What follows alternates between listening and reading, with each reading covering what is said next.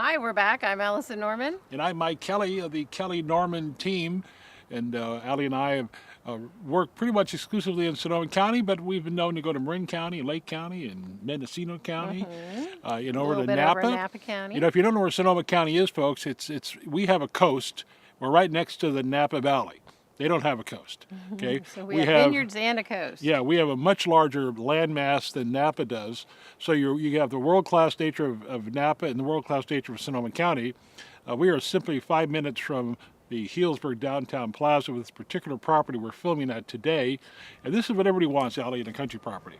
Yeah, it has a couple of homes. It has a small vineyard, 3/4 of an acre, an artist studio, and it's 5 minutes to downtown Healdsburg. It's the quintessential wine country retreat. You got it. And it's got a beautiful lath house and an absolutely outstanding professional greenhouse, too. And plenty of beautiful apple trees, fruit trees. It's just absolutely fabulous property. And as you can see behind us, it has vineyards also. We're going to chat a little bit about the vineyards, because when you buy a property such as this, okay, that has vines on it, you're going to want to make sure there's some things either in place or not in place, depending on what you want to do with the grapes here. You only have 3/4 of an acre. It's Chardonnay.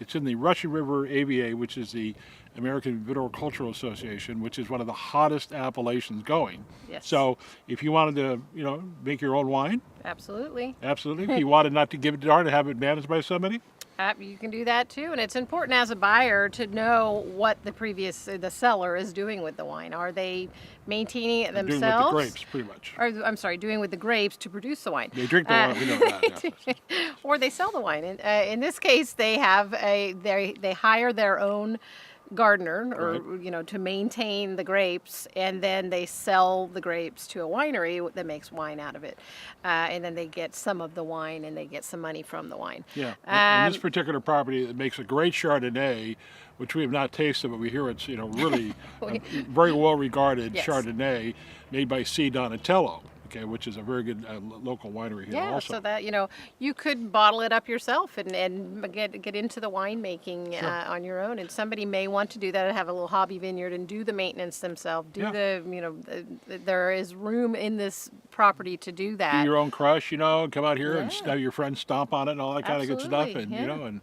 and why not have some fun with it? But the thing about this property, why we're out here in the vineyard, is because water is such an important factor sometimes when you grow grapes. Yes. And if you find a larger parcel, 5 or 10 acres, maybe 15 or 20 acres, and you wanted to plant, then you're talking about whole different issues. You got to make sure when you test for water that there's no boron in the water, because boron and grapes don't get along. Okay, you don't want to do that.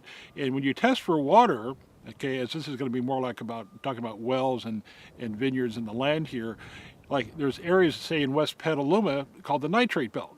All right, and West Petaluma was famous for, at one time, Chickens. It was the chicken capital of the world. All right, well, all that chicken manure had to go somewhere. All right, and it went into the water supply, and there's actually nitrates is basically an outgrowth of chicken manure. Right. Okay, it's very high in nitrogen. Parts of Petaluma, and just something to be aware of so that you can test for it. Yeah, but also if you're buying land for vineyards and you test the water, you better test for boron. Now, if you're going to be doing something of that nature, you're going to be planting 10 or 15 acres, then you're obviously going to probably get a wine consultant, a vineyard consultant, do a lot of soils tests and those kind of things.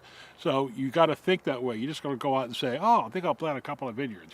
Exactly. Yeah, you got to know what you're planting in. Exactly. And then you're going to want to know the environment, the local, area, and does it need frost protection? That's a big deal, and a lot of frost protection is done with water, believe it or not. Yeah, they actually spray the water out into the vineyards, and it kind of freezes over and kind of acts as a buffer between the freeze. So, but here we don't have that much water. No. Matter of fact, this particular vineyard is what they call dry farmed. Right, so that's something that you may want to look at also. So a whole bunch of questions when you buy country property. Right. That are really you're critical. Thinking of a vineyard, and there are a lot of people that want that vineyard property. Some want to just look at it, others want to actually do something with it. Right. But there's a lot of investigation that needs to go into that. Right, and you need to tell your realtor that. Tell us what you're doing. Yeah, don't buy the property and say, you didn't tell me I couldn't plant vineyards. Well, you never told us you wanted to plant vineyards. So that's something that we always ask. We say, what are you going to do with this property? What are your long long-term what are your goals? plans? What are your plans? Well, I want my grandkids to come stay with me in the house. No, we want to build and put a trailer here or something. All that takes, into consideration what's going on with the property, septic systems, water supply, all that. So we need to know those questions before you actually buy. And sometimes we have what we have our sit down with all of our buyers, and we say, okay, what is it you're looking for? What do you want to do with that property? Right. What's the long-term goal? And they need to tell us that so we can determine if we can go forward and find them really what they want. Okay. Yep. So, Allison, you mentioned that we talked about water zones. Okay. So once Right. again, we're talking about how septics and how you get your water from a well. Right. And wells are drilled into the ground. Absolutely. Okay. And we're in a zone water. We're a zone 4 We're water zone 4. area. Zone 4 is the least amount. It goes from 1 to 4, 4 Right. being the least amount of water, 1 being the most amount of water. Gangbusters. Yeah. Yeah, so zone 4, so that's one of the first things you want to look at is, well, Right. how much water does this property have? Whether you're going to have a vineyard on it or if you're just going to want to drink some water once in a while. Could be able to drink some water occasionally. So you need to know how much water, and that's something we need to know. Yeah. Like you said, how much water do you need? Are you okay in a zone 4? So we're going to look and see, well, what's the zone? And we know, because we've been around, enough to know that this area is typically a zone 4. We don't have to look it up, although we're going to look just to make sure. And we can kind of tell you certain areas that have more water than other areas. And it's water scarcity. And here at this particular property, we have 2 wells on this property. The second one was drilled years ago because the first one was not producing very well. And the first one, as we discovered when we first looked at the property, is very close to the septic system. Yeah, which is right? a concern. Yeah, it's a concern. And we have had tests done from the water and find out that we have high levels of fecal coliform matter, which means that something's not going right with the well. And it turns out it was the well that was in the front near the septic system. Right. So as we talked about earlier, you want to make sure that the well water is away from your septic system, because if it's not, you're going to get that You have some contamination. concern. And that's one, as a buyer on a country property, you're going to be doing not only a well inspection to see how much water is coming out of the well, to see how it's functioning, but also you're going to want to do a water test, which shows you what chemicals are in. And there's a basic test you can do that tests for bacteria, and then you can do a more extensive test. And that usually takes about 10 days. And so you're going to want to give yourself time in a country property inspection period. You're going to want to give yourself some extra time for that. And that's very important. When you do your inspections, you just can't do them in 7 days, folks. Yeah. This particular property, we had to do an extension to almost 28 days because they were doing soils tests. They have to go to labs and be looked at. And then when you're looking at water, like we mentioned earlier also, if you're in West Petaluma, you want to test it for nitrates, because nitrates affect young children. They don't really affect adults, but they can be deadly to young children. So you want to be careful about that. And there's some areas that have high arsenic levels. And then there's always boron. If you have vineyards, you don't want boron anywhere in your water supply, because it wreaks havoc with your vineyards, okay? Yeah. So those are the things you look out for. Right, and there are filtration systems, the UV filter. There are some filtration systems, so it's not an immediate panic and back out of the property. There are some solutions to look at. So that's where you kind of need that extra bit of time to not only find out what's going on with the water, but find out if there's a solution. Yeah, and especially resolve soils reports. We had a property once in escrow where the buyers did a soils report and they found DDT. Now, DDT has been used in this country for 60 years, but guess what? They used to use this stuff like drinking On all the water. apple orchards, You see these big old, things being told behind tractors spraying this DDT, and it has a tendency to settle in. It lasts a long time, so you may want to check for that, especially if you got small children that they're going to be out there in the garden and working, and kids, they get dirt, they go, this kind of thing. So you want to make sure about that. Okay. So the things you want to be careful of, as we stated earlier, is to make sure you tell your realtor what you want to do with this, especially in the country. Yes. Especially in the Most country. important in the Extremely country. important in the country.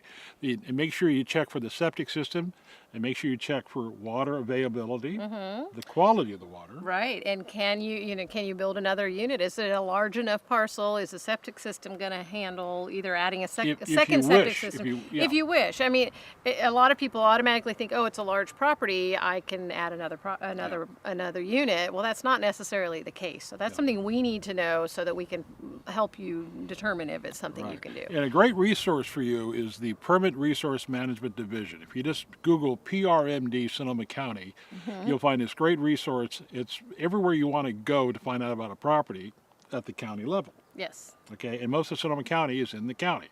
All right, so you're going to want to go through that site, and you can see the zone areas for water. You can see what the zoning is for your parcel. You can Yeah, search. it's a great interactive map. Yeah, a great interactive map, and you can also search by parcel, right? You can search by parcel, by address, if you have the parcel number, which is called the APN, Assessor's Parcel Number. Or you can search by address, and it's actually a good rule of thumb to search by address and by parcel number, because sometimes things show up on one where they don't what show is up one on the going to other. find when they do that record search? Well, you're going to find a record of any permits that have been done back to, 62, when they, 62, 68, somewhere around there, when they started requiring permits. So anything back to that was done, a building was added, a pool was put in, a lot line adjustment, all of that stuff is going to show up on the There's a septic system permit installed, resource. a new well put in. Right. But you got to realize that some of these things are really old too. So you're going to get these old septic system reports, which you look at, you're going to go, hey, Yeah, what there's is some this? guy with a crayon making a leach line or something, So, but that's kind of a base to go by, Yeah. right? So you want to make sure you put that when you look for country property, you're coming to Sonoma County, start, looking at the PRMD, starting to get used to what the zoning is, what you can do. Yeah. Because if you want to have a vineyard, you want to have chickens, you want to do any kind of a commercial kind of like wine tasting, you're going to have to look at the zoning for that. Yeah. And it's very, very specific where you can do those things, okay? Right, and if it does get complicated, it's a really good idea to bring in a permit consultant. Yeah, who we have a great use. guy we use named Tom Havstead, and he'll be on this video also with his telephone number and contact information. He's a wealth of information. And, when you go like what Ali said, the PRMD, there's also, and that's a good reference and resource, there's also the tax assessor's field notes. Yes. Now, the only way you get those Is with a blue ink signature from the seller, the current owner of the property. So Right. as a buyer, you're not going to go down to the PRMD or the county offices and say, hey, I want to see the assessor's field notes. Well, number one, you can't get them at the PRMD. You have to get them from the county assessor. Right. They do not mix the two, okay? So you go to the county tax assessor, you give them this basically form authorizing you to look at the assessor's field notes. Now, why is that a big deal? Well, sometimes things show up on the assessor's field notes Yes. that do not show up on the permits. Something that an assessor over the years Well, what made happens? note of. Yeah, what happens is that they'll give a permit for something at the county, and then so it gets all done. All right, then the assessor comes out to look at it because he's reassessing it, and he finds all these things that maybe they weren't in the county records. Right. That's why Maybe they're not allowed to somebody talk. was adding on and didn't get a permit for it. So that's why they're kind of good to look at those things. And they're usually more detailed too. Yeah, and you may see something that maybe wasn't permitted, but an assessor has made note of it, and Yeah. you can see when and where it was done. And that's why they don't talk to each other, because they're not allowed to. A lot to. But the best person to really do that for you, because you go down to you know what you're looking at, is to give our really good consultant we use, Tom Havstead, and this is what he does for a living. He's a contractor, knows his stuff, knows what questions to ask. Now remember also, when you write an offer on a property, you can't have the county out without the permission of the seller.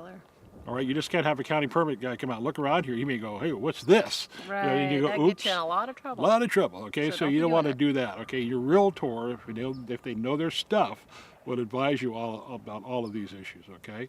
So once again, we're going to wrap this one up, okay? I'm Mike Kelly, I'm Allison Norman. and you're watching our primer on buying country property. We're going to come back and give you some more tips on buying country property. Absolutely. Absolutely. Absolutely. Yeah, so you can always get a hold of us at 799-707-799-3617 3617. or nodumbquestion@gmail.com. Yep. And also you can check out our blog. TheRealEstateHourblog.com. Yep, because we have a radio show on Sundays, and we'll come back and tell you more.